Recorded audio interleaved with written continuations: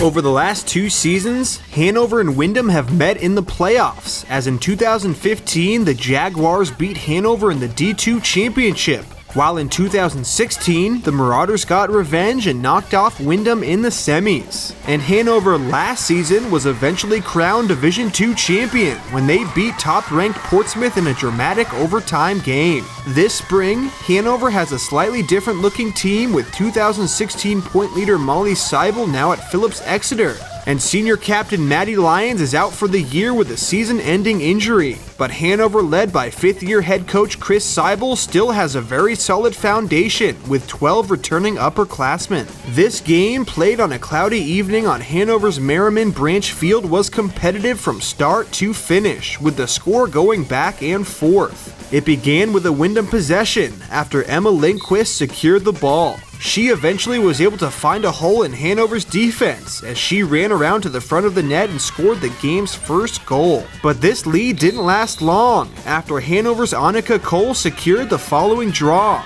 Amelia Lubrano soon passed to a cutty Maddie McCorkle and the freshman scored, putting the Marauders on the board.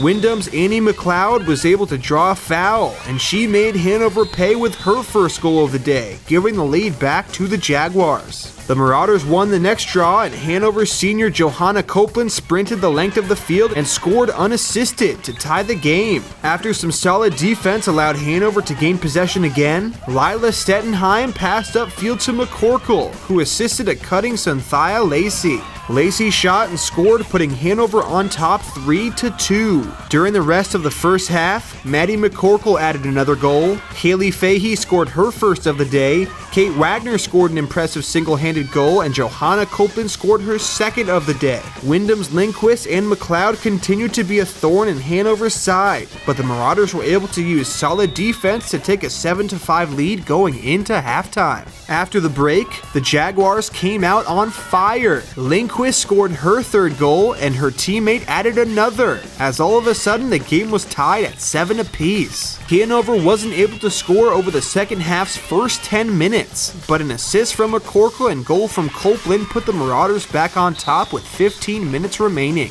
Solid middle-of-the-field defense was key, as Hanover caused turnover after turnover, keeping Windham's offense at bay. The Marauders then used 2 more goals from McCorkle and another from Copeland to take a 4-goal lead with a score of 11-7. Windham threatened toward the end of the game with 2 more goals, but ultimately Hanover's offense, along with very solid defense, was too much for the Jaguars to overcome, as the Marauders went on to win by a final score of 11-9. Hanover might have scored more goals if it wasn't for an outstanding effort by Windham's goalie Mary Johnson, as she made an impressive 14 saves, while Marauders goalie Caden Hurd helped her team, recording 4 saves. Maddie McCorkle and Johanna Copeland led Hanover's offense with 4 goals each. After the game, we caught up with senior Copeland and senior captain Mahler Meyer-Rose to hear what they had to say about the game. So today, it was only our 3rd game, and the first 2 games we had, our first game was against Pinkerton, who's D1, so that was a little bit of a tough first game, and then our second game was a bit of a blowout, so we haven't had a lot of game experience, whereas a lot of the other teams in our league have had at least 5 games. We're a very young team too, and so I think today was just lacking in the focus. First of all, I think we could have done a lot better. We could have played much better. We could have gotten goals a lot more. We missed the net a lot, and we gave a lot of turnovers, which is a bummer.